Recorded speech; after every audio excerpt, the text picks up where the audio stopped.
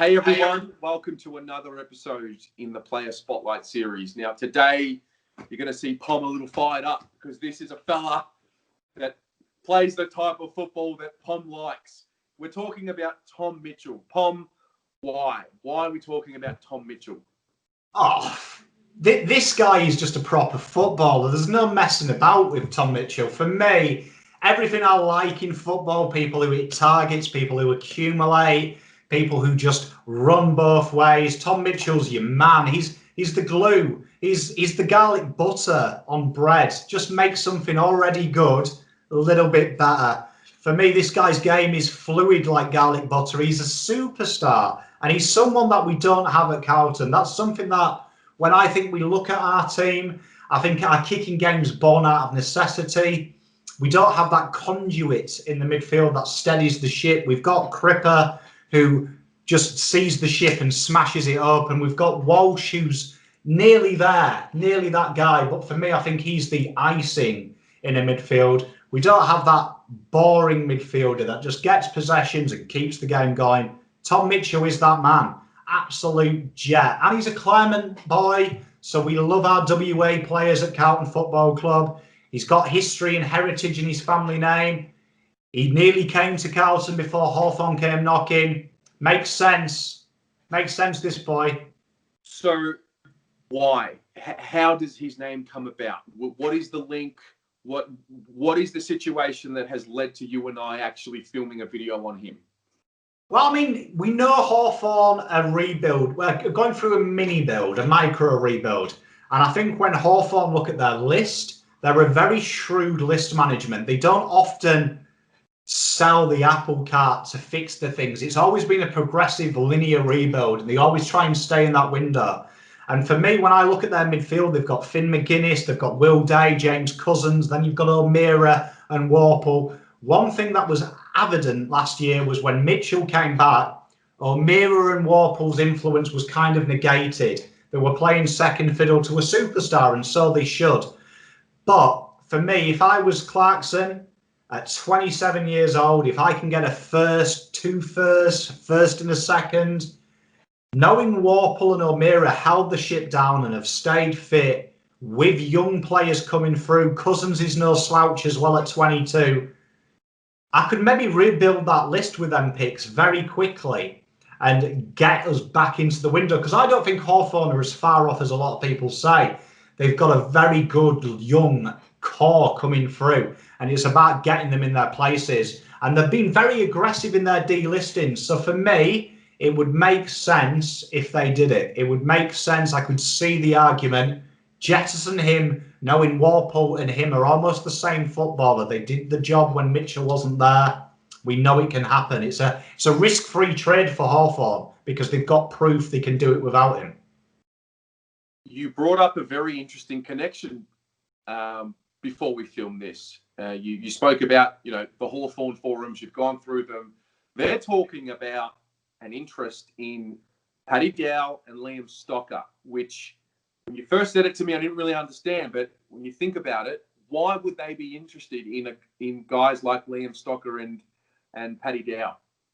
Well, I mean, one, it's the rebuild, but two, the big one, Brendan Bolton's there. And we know Bolton was a huge fan of Dow. We know Bolton was a huge fan of Stocker and was very happy they acquired him when Carlton made that very aggressive move. A lot of reports was that was Sauce and Bolton led. That was a player that Bolton had identified. Josh DeLuca, another one, Bolton identified as small, combative midfielder. So we know Bolton loves them type of players. And for me, I look at Hawthorn and Dow and Stocker are kind of them Hawthorn type players, aren't they? Hawthorn love taking a player like Chad Wingard, who hasn't quite hit his stratosphere, and they back themselves in to make you hit the stratosphere. And that is, for me, Paddy Dow is a Clarkson footballer. Clarkson would look at him and say, I know why Carlton can't get the best out of him. Give him to me for a year, I'll make the guy a jet. So for me, it makes sense. And literally, when I've been doing my 007 work of masquerading as a Hawthorn fan on forums, Stocker and Dow's name is all over the place from Hawthorn fans, particularly Stocker. They really like Liam Stocker. And they did meet with him just as much as Richmond in that draft year, but obviously didn't have the picks to get the job done. Yeah, look, I'm a big Stocker fan. I think he has exactly what is needed from an inside midfielder at our club anyway. Obviously, very unknown with what happened with him in 2020. Apart from he went home for family reasons, so you stop the conversation there and you take the step back. But then when I think about the Brendan Bolton influence, and Paddy Dow hasn't really played with confidence since Bolton was coaching him, and I do think that there is some sort of merit to that conversation. I also have this picture in my head of Stocker leaving, going to Hawthorn and becoming Luke Hodge 2.0, and I just don't want that to happen. So, but this is the reality of these situations. What if Hawthorn say, yeah, we'll give you Tom Mitchell. We'll give you Tom Mitchell for Paddy Dow in a future second. Would you do that? Oh, if you say Dow in a future second, I'm driving Paddy Dow there myself. I'll even pack his things. I mean, for me, I'd rather get rid of Dow over Stocker. For me, it's funny you said the Luke Hodge. When we first drafted him, that was our similarity. When we did that video at Icon Park, we talked about Luke Hodge. For me, I can see a lot of Luke Hodge in Stocker, and I'd hate to lose him. But that being said, when you lose something, you want to gain something. You are gaining a player in the last 5 years has been top 3 of effective disposals. That's where Carlton fell off. This guy is everything we're missing. Top 20 tackles, top 15 tackles resulting in turnover. People say Tom Mitchell can't tackle. Since going to Hawthorn, that is a staple. This guy proves he works hard on his craft, because he's gone from a guy that was described by Sydney's list manager as the only time he's seen a tackle is when he's fishing, to someone who averages over 4 tackles a game and is successful at it. This guy is an instant improvement. As soon as Tom Mitchell comes into Carlton's midfield, forget about it. This guy with Patrick Cripps spells wins. That's all it spells. Walsh on the outside, Williams, Satterfield. You do it every day. And if you're only giving up, say, a Dow and a first, I reckon probably a first, a future second, and maybe a player that, and if it is Dow, we've got a lot of Dows in the system. You look, Williams has come in.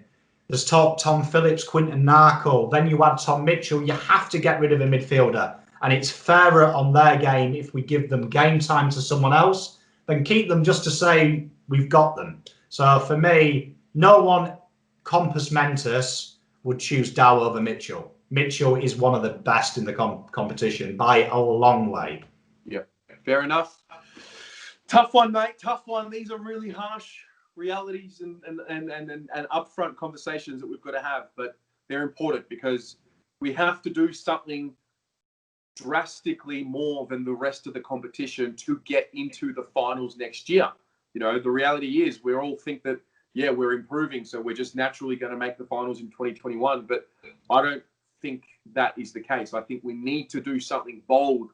We need to do something extra, just like the Saints did last year, to make sure we are actually ahead of the other clubs. So this could be one of those big moves, big fishes. I don't know. Let's see how it plays out. You guys at home, what do you think about Tom Mitchell and making a play for him? Yes, no, maybe. Why? Why not? Let us know in the comments below.